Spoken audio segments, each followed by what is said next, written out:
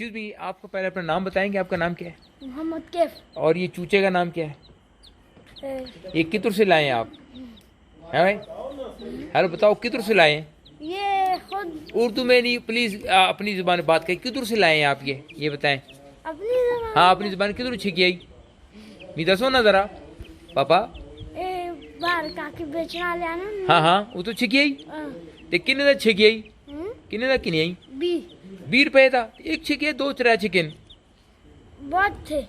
बाकी क्यों दो रहे? मर गए। प्लीज इधर आए प्लीज। नहीं यार मैं, हेलो ये बताएं कि आपके पास चूचे हैं? नहीं। क्या आपने घर में क्या रखा हुआ है? कुकुर रखे ही? अच्छा ये बताएं आपने बकरोट रखे हैं? बकरोट नहीं। क्या शाह रखी है? और कारवेज और कोई नहीं?